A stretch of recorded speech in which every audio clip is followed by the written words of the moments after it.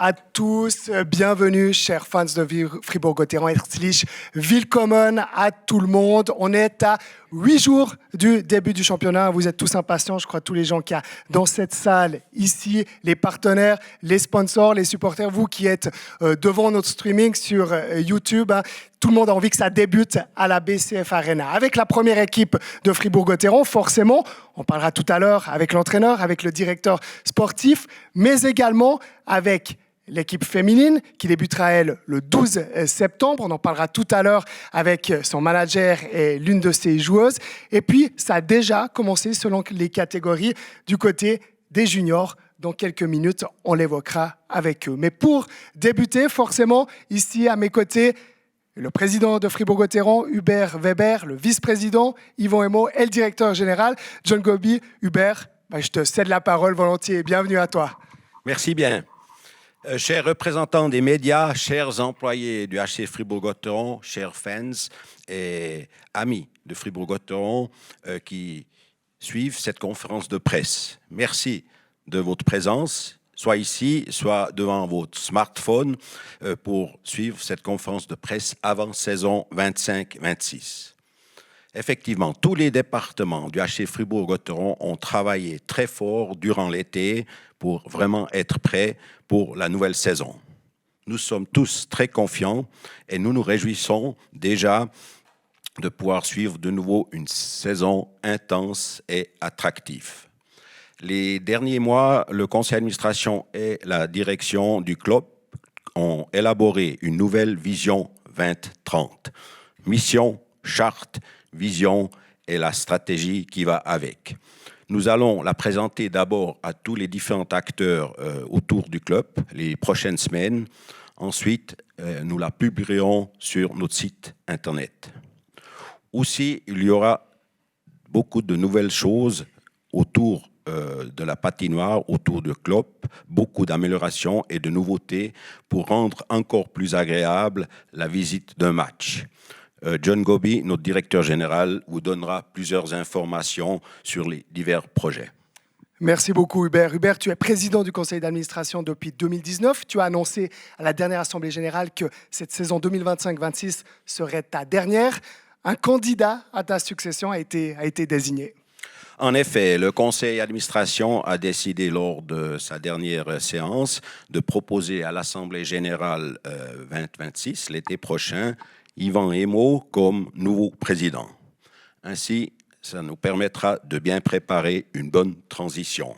Avec Yvon Emo, nous avons un candidat qui est depuis très longtemps membre du conseil d'administration, qui connaît le club depuis longtemps dans différents rôles, plus récemment en tant que vice-président, et qui incarne vraiment l'ADN de notre club. Donc, je remercie tous les collaboratrices et collaborateurs, les membres du conseil d'administration et tous les bénévoles du club pour leur grand travail pour le HC Fribourg-Gotteron. Pour conclure, merci encore pour votre visite et pour le travail des médias durant toute l'année. Merci bien. Merci beaucoup pour cette annonce, Hubert. Yvon, on en profite, peut-être ta première réaction.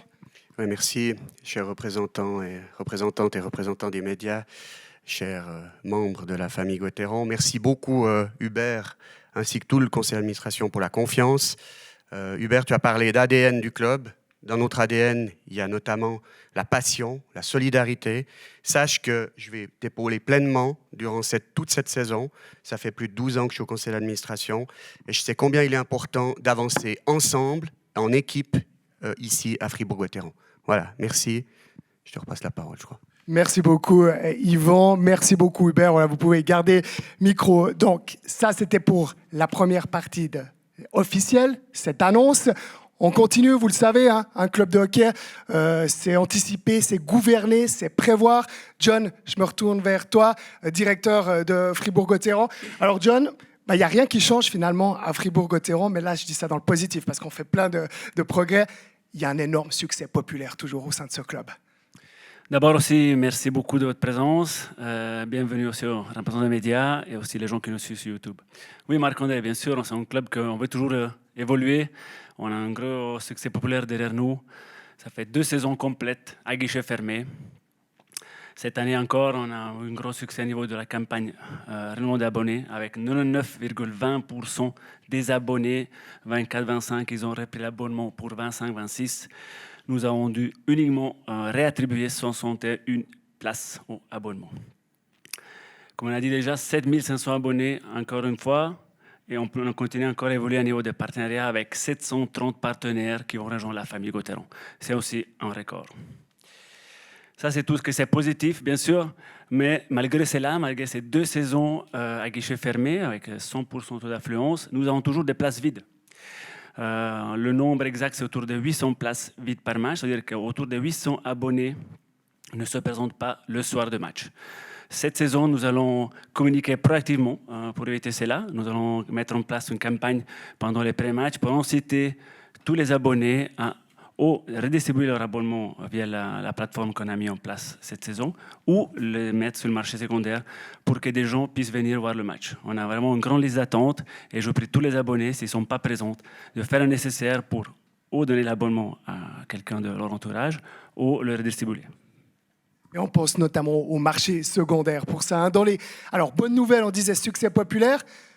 John, on va jouer en vert cette année? Non, ça ne veut pas dire ça quand on dit qu'on a l'autorisation de jouer en vert. On est d'accord? Exactement. Comme il l'a dit aussi souvent notre vice-président, on est passé dans des tempêtes pendant la phase de Covid et on était régulièrement pas en vert à niveau de l'autorisation de jouer de la National League. Et cette année, pour la première fois depuis Covid, on est en vert. C'est une excellente nouvelle pour nous comme club. Ça démontre aussi que tout ce qu'on a mis en place à niveau du business plan, tout ce qu'on a pu créer dans les années, ça nous a amené à trouver une solidité financière qui a été reconnue aussi dans l'existence de la National League. Alors, plusieurs bonnes nouvelles, vraiment. John, cet été, il a été marqué par ce qu'on pourrait qualifier de révolution digitale. Le terme est assez juste, je crois, à Fribourg-Gottéron. Énormément de changements, d'adaptations. Effectivement, oui, on a eu un gros virage digital qui a été mis en marche depuis presque 18 mois avec les collaborateurs du club, avec Eloi Coco qui est ici en place, qui nous a vraiment fortement aidé à mettre en place différentes choses. Ce qu'on peut voir ici, c'est le nouveau site internet qui va être lancé jeudi, mais c'est une des dernières étapes qu'on a fait. La première, c'était la mise en place de nouveaux SSO. Pour ceux qui sont abonnés ou qui ont un compte chez nous, ils ont pu recevoir un mail pendant l'été pour recréer leur compte. Et pour nous, c'était vraiment la pièce maîtresse pour pouvoir recréer nos éléments digitaux et continuer à aller en avant et rester une référence à niveau du sport suisse. Ensuite, on a mis en place aussi un nouveau CRM. Vous avez aussi reçu des emails ciblés avec une communication différente. On va segmenter notre base de données pour pouvoir communiquer encore plus précisément selon les besoins et selon les envies de chaque personne. Ensuite aussi, on peut passer le slide, on a mis en place une nouvelle application pour qui il a déjà, ils ont pu la télécharger. Ça aussi, c'était une nouveauté pour cette saison qui va nous aider encore à monter tout ce que c'est la connectivité avec nos fans et puis être encore plus dans la gamification, être plus en contact avec nos stakeholders. Dernière chose aussi qu'on a pu mettre en place, c'est pour les partenaires. On a mis en place un nouveau logiciel pour ce que c'est la gestion des données et la création de nouveaux contrats avec Odoo. Et last but not least, on a lancé le jeudi passé une nouvelle plateforme de marketing digital. Grâce à toutes ces différentes plateformes, on va accentuer tout ce que c'est encore le développement de nos business plans avec du marketing digital qui va être aussi le futur. Ça fait beaucoup de choses, hein, beaucoup d'évolutions pour Fribourg-Gottéron. Il y en a d'autres encore. Un autre point de vue au niveau des infrastructures. Alors, dans la perspective du championnat du monde de hockey sur glace 2026, il y a la construction d'un nouveau vestiaire qui sera dédié aux ladies. Mais ce n'est pas tout. Il y a plein d'autres choses, John, pour offrir encore d'autres possibilités. Oui, on continue à évoluer, comme il a dit aussi Hubert. On doit évoluer comme club, on doit continuer à rester une référence. Et comme on peut voir ici dehors, dans 256 jours et quelques heures, il y aura le plus gros événement de l'histoire du canton, de la ville et du club, les championnats du monde. Et les inputs qui sont arrivés, c'est vraiment de continuer à développer la BCF Arena. Et une des idées, c'est de créer un vestiaire pour notre équipe féminine, qui pour nous, c'est un projet très important au niveau stratégique, qui va être inauguré la semaine prochaine. Et puis, il va être quelque chose de très qualitatif, ou pour accueillir aussi une équipe pour les championnats du monde. Ensuite aussi, grâce, comme on l'a dit avant, le gros succès des 2 saisons à guichet fermé, on va continuer à augmenter la capacité. Pour le premier match, on aura des nouvelles places, les ring seats, qui vont prendre la place des adrénalines pour qui est déjà venu à la patinoire. C'est 40 places supplémentaires qui vont être créées. Et puis aussi dans le cadre des championnats du monde, on doit aussi continuer à développer tout ce que c'est l'éclairage de glace pour que les joueurs de Roger puissent voir le puck un peu mieux et Reto et puis aussi l'arrêter, ça serait bien. Et autre point important pour nous et pour la BCF-Arena, c'est qu'on se trouve cette année dans les 5 ans aussi déjà de la BCF-Arena, au mois d'octobre. On va aussi fêter cela avec un rebranding complet du site internet et puis différentes campagnes pour mettre en avant notre deuxième marque. Je dis souvent, la BCF Arena, c'est une marque très importante pour nous qu'on va continuer à développer. Et dans cette BCF Arena, tu as parlé des ring seats, il y aura aussi une nouvelle naissance avec un nouvel espace. Voilà, exactement. Grâce à l'excellente collaboration avec Cardinal, on a créé une nouvelle plateforme d'hospitalité, le Stamm Cardinal. 92 places supplémentaires qui ont un combo avec nourriture, bière et match, une expérience unique aussi. Et pour la première fois aussi, on veut donner l'accès à tout le monde. Tous les samedis, elle est réservée pour les clients privés. Jusqu'à présent, toutes ces plateformes hospitalité étaient réservées en priorité à nos partenaires. Vu le grand succès, ils sont pratiquement complète déjà avant le début de saison. Et cette année, on a réservé les samedis pour nos fans et pour nos clients privés. Et pour les intégrer pleinement, nos fans, ils vont pouvoir choisir, donner leur opinion. Exactement. Aux nouveautés aussi, grâce à cette Stamm Cardinal, c'est le lancement de la bière Gauthieron, la bière du club. Comme vous voyez ici, il y a 3 différents namings. Le premier, c'est la 1980. La deuxième, c'est la Gauthieron. La troisième, c'est la Dragon. On fera un concours au mois de septembre pour désigner le logo et la bière du club. On invite tous nos fans à voter. Si on continue au chapitre des bonnes nouvelles, des nouveautés, le 27 septembre, mesdames, messieurs, le club va rendre hommage, John, à Andrei Bykov pour sa magnifique carrière à Fribourg-Gotteron. C'était une évidence qu'on fasse quelque chose de bien pour Andrei Bykov. On veut pleinement le mettre à l'honneur. Exactement. Les Bykov, c'est une histoire familiale du club, comme les Émaux ici présents. Pour nous, la famille Gauthieron, c'est très important. Et Andrei, tout ce qu'il a apporté au club, c'est un joueur légendaire. Il a joué toute sa carrière chez nous et on va faire quelque chose de spectaculaire, de magnifique pour lui, pour le remercier tout ce qu'il a apporté au club et comment il a pu apporter aussi Fribourg-Gotteron au-delà de nos frontières. Le 27 septembre, rendez-vous à la BCF Arena pour un match spécial. Le rendez-vous est pris donc le 27 septembre face à Ambry. Andrei Bykov, on disait légende du club fribourgeois. Julien Sprunger aussi, vous vous posez tous la question, est-ce que c'est la dernière année ou pas ? Pour l'instant, aucune décision n'a été prise par le capitaine de Fribourg-Gotteron, mais tout ça, ce sont des joueurs fribourgeois qui sont pas moins de 11 dans l'effectif de Fribourg-Gotteron cette année, qui sont passés par le mouvement junior de Fribourg-Gotteron. Ça me permet de faire la transition justement vers le mouvement junior et de me tourner vers 2 de leurs représentants, Elio Colli et Baptiste Petek. Les 2, vous évoluez avec les moins de 16. C'est vous qui allez nous faire la présentation du mouvement junior. Je commence peut-être avec toi, Elio. Cette année, toi, ça fait longtemps que tu joues au hockey. Cette année, il y a eu un grand changement, même un très grand changement. Oui, c'est vrai qu'il y a eu un très grand changement avec le projet Impact plus 1. Donc c'est la fédération qui a modifié toutes les catégories des juniors. Vous les avez ici à l'écran. Donc il y a l'école de hockey, les U9, les U12, U14, U16, U18 et U21. Et ils ont tous été modifiés. Alors, changement de catégorie. Voilà, je vous donne chacun un micro. Et puis ce qui est positif, c'est qu'il y a de plus en plus de monde qui collaborent autour de ces jeunes, Baptiste. Alors oui, c'est exact. Le staff sportif est plus nombreux que jamais avant. Il y a plus de coachs, des nouvelles têtes. Parmi eux, un nouveau goalie coach, Daniel Manzato, un nouveau skills coach, Tim Koller. Des nombreux entraîneurs sont aussi des anciens joueurs de Gauthieron et qui aident à encadrer le mouvement junior. Il y a aussi un nouveau programme, il y a des nouveaux entraîneurs, mais PrEP programme, qu'est-ce que ça veut dire ? Alors oui, cette saison, le club a introduit le PrEP programme. C'est pour les 3 niveaux élites U16, U18 et U21.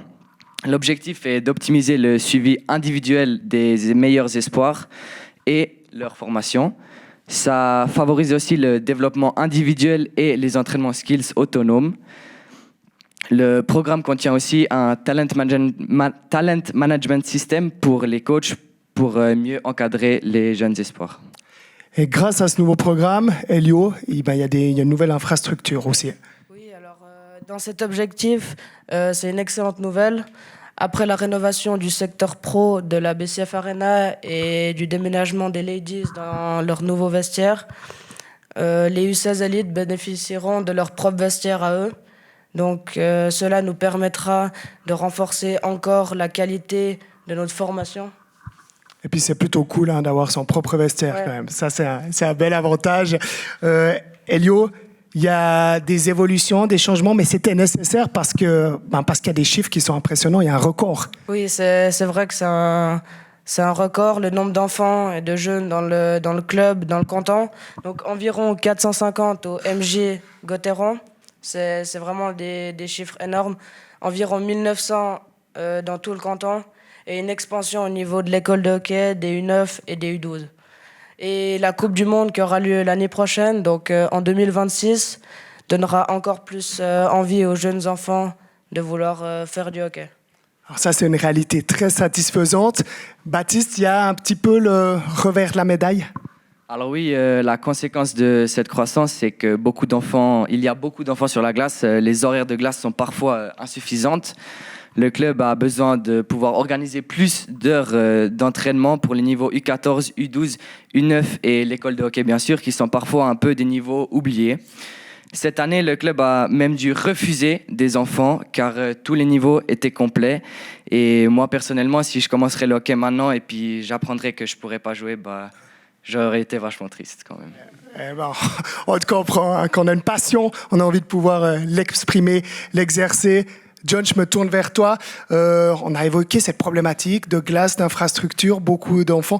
Il y a des discussions, mais c'est un long chemin. Oui, exactement. On voit les chiffres, c'est impressionnant combien de jeunes ils font du hockey. Mais surtout, voilà, que ce soit aussi pour Gerd, pour tout le sport, doit refuser des jeunes joueurs, des jeunes joueuses aussi, pour l'équipe féminine, de pouvoir commencer l'école de hockey ou pouvoir faire du hockey tout simplement. C'est vraiment dommage.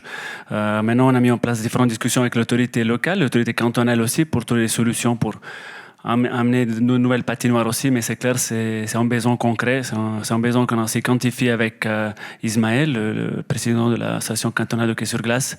Et maintenant, on va faire différentes étapes pour pousser aussi les différentes instances à créer quelque chose de plus pour le hockey sur glace dans le canton. Et pour continuer à avoir plein de joueurs fribourgeois au sein de la première équipe, une forte identité locale. Merci beaucoup, Elio Colli. Merci beaucoup, Baptiste Pétek, pour ces explications très claires. Je me tourne maintenant vers l'équipe féminine. L'équipe féminine dont le team manager Emmanuel Jungo est présent. On va te donner le micro. Emmanuel, Valentin Danzi, qui est journaliste Radio Fribourg, qui est là pour mener la discussion. Et puis Anne-Frédéric Gay, qui est attaquante des Ladies. Les Ladies qui vivent leur 3e année dans l'élite, finalistes de la Coupe de Suisse la saison dernière et qui vont attaquer cette saison 2025-2026 avec plein d'ambition. It was amazing. I mean, for me personally, that's the biggest crowd I've ever played in front of, and I think a lot of girls can say the same. Ici, c'est Gauthieron! Let's go les filles!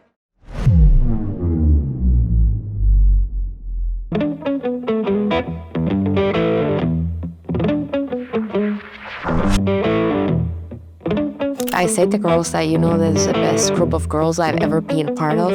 We do have a very good human beings here, and I think that can create something special.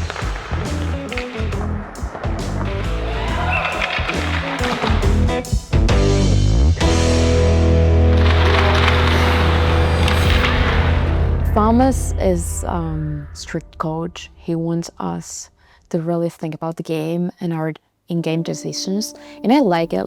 We're definitely trying to step up and trying to definitely have a little bit more systematic.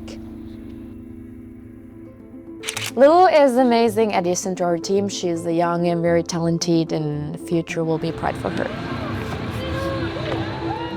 Anne Frederick is amazingly smart hockey player. She definitely makes the players next to her better by a lot. Maggie is an amazing offensive defenseman. She plays with the confidence, and that's definitely what we need. We're gonna see a lot of good stuff from her. Anne is an amazing person. She's definitely an amazing goalie. Simply just a brick wall. Great personality. Laureen has tallied a lot of points in the B-League, so I'm extremely excited to see what she has in store. I'm excited to see Kami. I believe she'll have an amazing comeback season. Nolwenn is a great goalie. I'm excited to have her on board with us.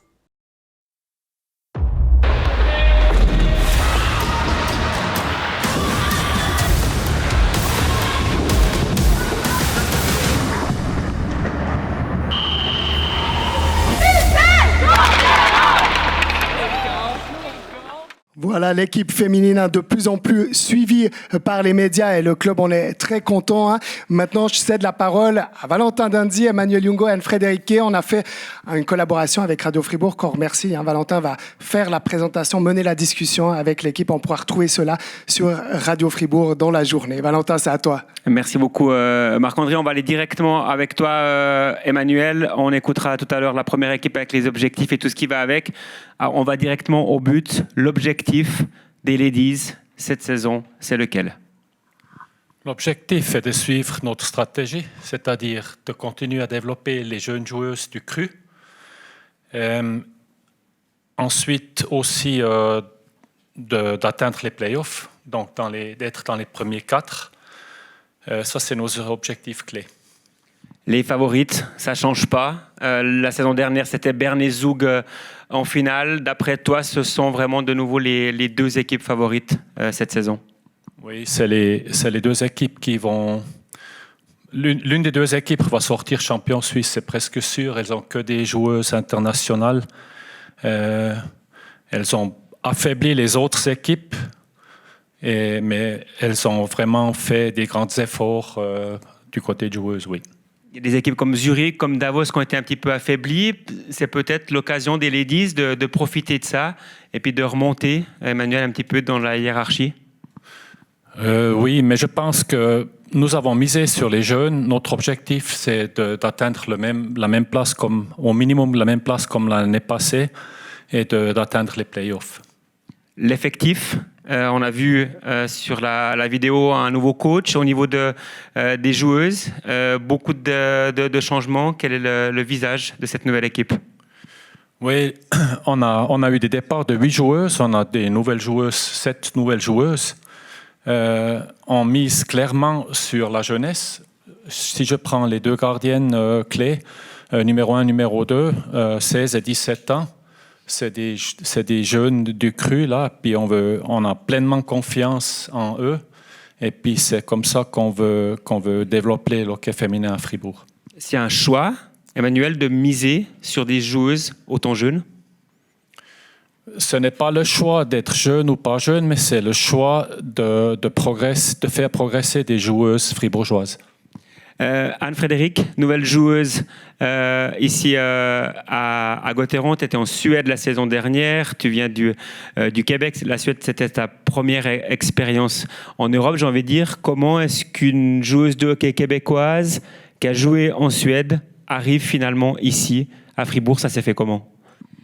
J'ai entendu que des belles choses sur la fanbase à Fribourg-Gotteron, puis la Suisse a toujours été une place où je voulais vivre une expérience.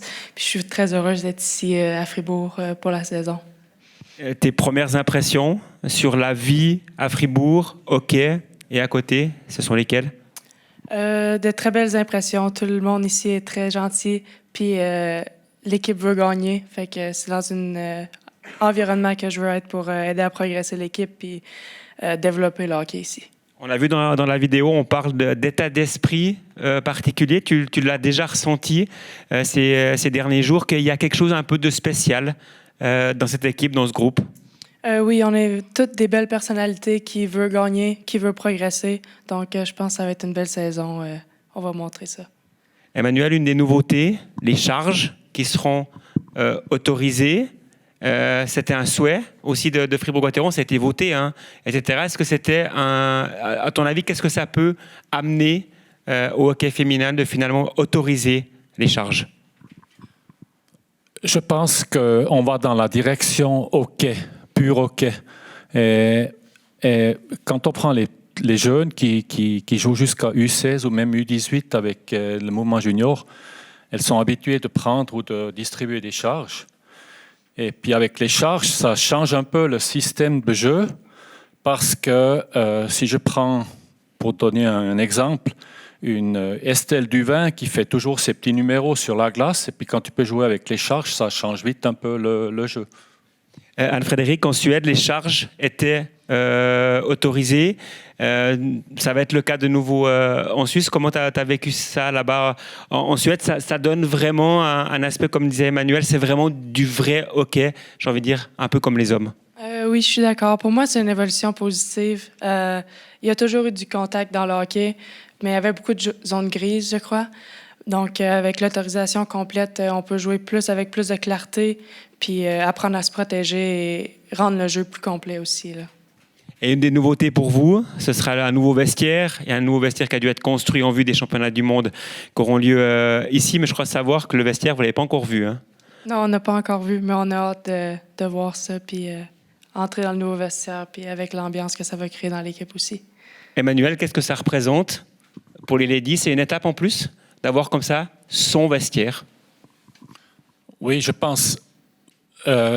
on avait déjà notre vestiaire, mais c'était vraiment petit. On a fait avec. Si je prends encore quelques années en arrière, on n'avait pas du tout de vestiaire. Et grâce à John et puis au conseil d'administration, aussi grâce au championnat du monde l'année prochaine, on peut profiter de ce vestiaire, puis ça donnera aussi un impact. Et il faudra beaucoup publier ce nouveau vestiaire, et puis ça fera peut-être envie aussi d'autres jeunes joueuses de venir nous atteindre dans l'équipe. On a vu au niveau du foot, Emmanuel, avec l'Euro féminin, il y a quelque chose qui s'est créé. Tu sens aussi au niveau du hockey féminin qu'il y a de plus en plus d'intérêt, de manière générale, chez les plus jeunes pour le hockey féminin? Oui, c'est clair, on a beaucoup de demandes, on aimerait commencer le hockey, on doit toujours dire qu'il faut passer par les mouvements juniors. L'intérêt des filles a augmenté.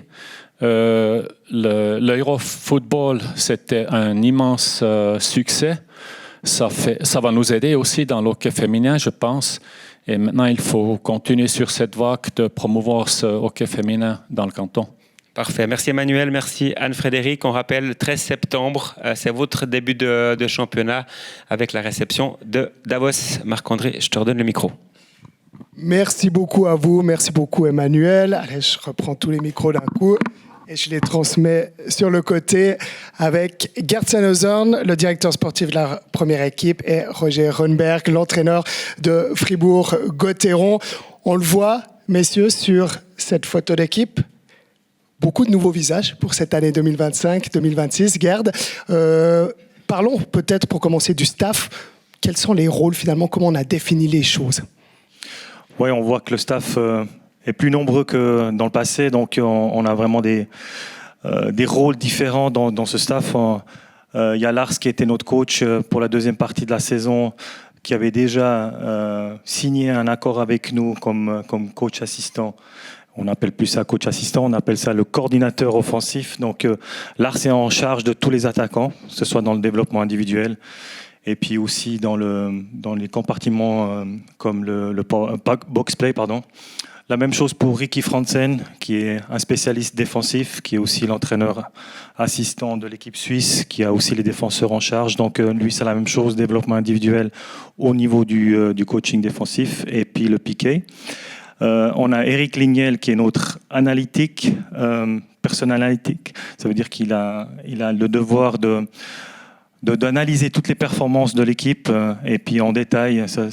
On va même dans le détail de l'entraînement. Donc c'est quelqu'un qui est très précieux pour nous, qui prépare aussi tout ce qui est vidéo pour l'équipe. Et puis voilà, le grand chef Roger qui nous a rejoint. Donc c'est lui qui manage un petit peu tout le monde.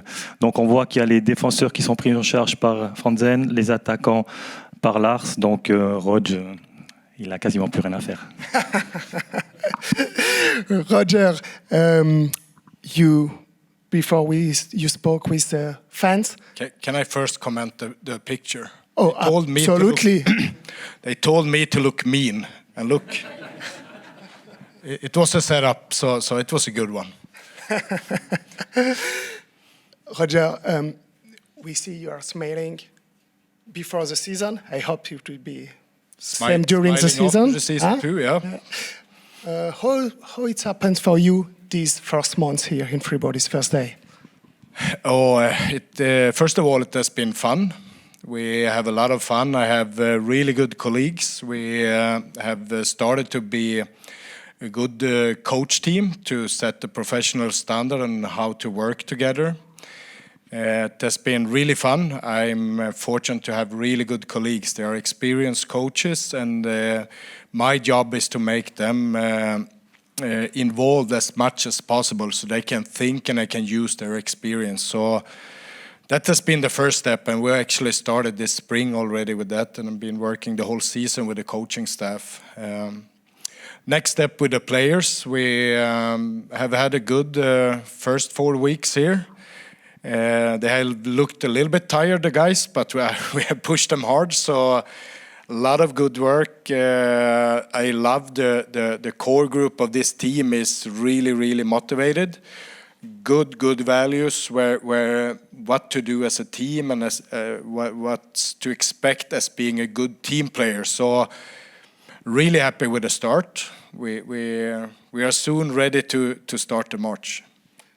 À 8 jours du début, justement, Gerd Sennhausen, quels enseignements on peut tirer de cette préparation sous les ordres de Roger Rönnberg et de son staff? Bon, on a mis beaucoup d'accent sur le développement individuel des joueurs. Ça a commencé déjà dès la première semaine. On a aussi mis l'accent sur un travail conséquent. On savait que les standards allaient augmenter avec les entraînements et puis aussi le style de jeu qu'on vous proposait. Donc je pense que c'était des semaines assez chargées, assez dures. Mais voilà, je pense que tout le monde est au courant maintenant dans quelle direction on veut se diriger, quel est le projet derrière tous ces noms qu'on a mis en avant. Et puis voilà, à la fin, c'est ce qu'on propose sur le terrain tous les jours qui va faire augmenter aussi le niveau de notre équipe. Roger, you coach only in Sweden so far. Do you have to adapt your method to Swiss players? A little bit maybe, but the core values is the same. I have a big belief on how you win as a hockey team, so I won't change the most important things on how I want a team to play to be effective, how to train, and the leadership inside the team. So. But of course, I have to do this developing the team and catch them where they are right now. So I can't have too big expectations from the start. So I have the same beliefs. What I have to do is to understand the culture in a good way in the country, in the club, and in the players, and maybe adapt a little bit more there on how to communicate in an efficient way with the Swiss players. Justement, Gerd, quand on a préparé cette conférence, on parle de valeurs, de communication, de projet. Tu m'as dit, je veux qu'on crée un environnement de croissance. Qu'est-ce que ça veut dire, un environnement de croissance? On veut, pas je veux. On veut, tu as raison. Ouais. Oui, c'est vraiment développer les joueurs. On sait qu'aujourd'hui, si on prend les grandes équipes, on a un gap aussi financier. Donc, on ne veut plus prendre ça comme excuse. Donc, à nous de travailler, de mieux travailler, de bien travailler qualitativement avec les joueurs, que ce soit avec des jeunes joueurs comme avec des joueurs qui sont déjà là depuis longtemps dans la Ligue. Donc je pense que c'est ça, de minimiser le gap qu'on a aujourd'hui avec du bon travail qualitatif individuel surtout aussi, et puis d'amener les jeunes, comme on l'a évoqué plusieurs fois, amener des jeunes fribourgeois aussi dans l'équipe.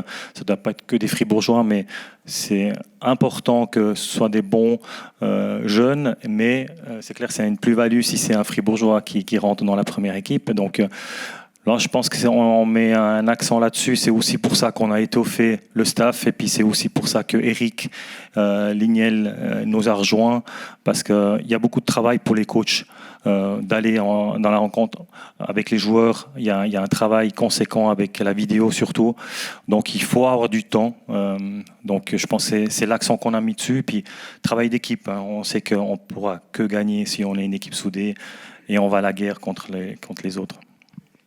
Beaucoup de travail. Beaucoup de travail. A lot of work. Gerd say, we. I have to say we want, not I want. We have to think collectively. Concretely, how do you put that in practice with the players to give this mentality?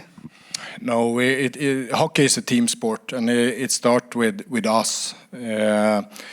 Not pointing fingers, it's about us taking and owning the responsibility on what we do, and at the same time listen to others and trusting each other to that everybody is doing their job to push us up this mountain. Because it's one thing talking about that you want to be top of the mountain. It's another thing dreaming about that you can have the ability to climb this mountain. But the third and most important thing is to start walking and be effective together. So we someday standing there at the top and looking at the beautiful view. On parle de vue sur cette équipe, j'y reviens. Gerd, équipe plus jeune, plus talentueuse. Encore, c'est quoi le profil, selon votre expérience, de ce Fribourg-Gottéron 2025-2026? Bon, on a voulu rajeunir l'équipe. Ça fait depuis 2 ans qu'on a pas mal rajeuni l'équipe. On a pas mal aussi de joueurs d'expérience, comme Glauser qui nous a rejoint. Donc c'est un bon mélange, mais c'est clair que le jeu offensif, le jeu dynamique qu'on veut proposer, il nous faut de l'énergie, il nous faut un petit peu ces jeunes têtes qui n'ont rien à perdre et puis qui poussent aussi les anciens joueurs qui sont établis dans cette ligue. On voit une concurrence saine à l'interne. Donc on est très content de notre équipe et puis on sent une belle motivation de justement proposer un jeu intéressant pendant la saison. Ouais, elle a de l'allure, en tout cas sur le papier, cette formation fribourgeoise. On va venir à l'exercice que les directeurs sportifs et les entraîneurs n'apprécient pas du tout. Qu'on vous demande, c'est quoi les objectifs de la saison, Gerd? Alors, qu'est-ce que vous visez pour cette année 25-26? Bon, on vise le top 6. C'est clair que c'est une qualification directe pour les playoffs et toujours plus agréable. On l'a vécu l'année passée avec une saison très chargée avec la Coupe Spengler. Donc ça nous a permis de bien préparer les playoffs et on en avait besoin. On a vu qu'à la fin, il nous manquait peut-être un petit peu de jus pour accrocher la finale. Donc c'est un objectif qui est pour moi très réaliste et puis je pense qu'il y en a peut-être 6 à 8 équipes aujourd'hui qui peuvent prétendre à atteindre une finale. Et puis à la fin, c'est toujours les mêmes qui sont les favoris. Mais je pense qu'il y a quand même beaucoup de potentiel dans cette ligue avec pas mal d'équipes qui peuvent atteindre ou aller chercher la coupe. Donc, et puis de nouveau, c'est le développement. Bien sûr, on est ambitieux, mais en même temps, on connaît nos valeurs. On a beaucoup discuté quand... on a recruté Roger Runberg par rapport aux valeurs de l'équipe, de l'entourage de Fribourg, des gens de Fribourg. Donc je pense qu'on veut être les chasseurs. On est dans la peau du chasseur, ça nous convient bien, donc restez humble. On l'a souvent vu aussi l'année passée dans les vidéos de Lars, never too high, never too low. Donc c'est un peu ça le mot d'ordre aussi, jouer en équipe. Roger, you feel it before with the fans, huge expectation. They ask you when the first title is coming. What kind of team we will see on the ice this season? First of all, I'm not one of those psychs that can predict the future.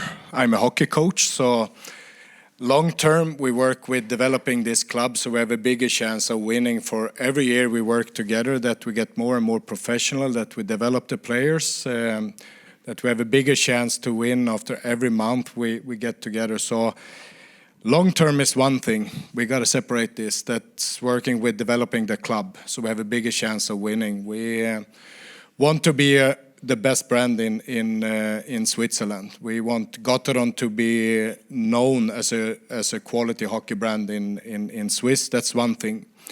The short term, I want to win against Ambri tomorrow, because you can't just live in the present.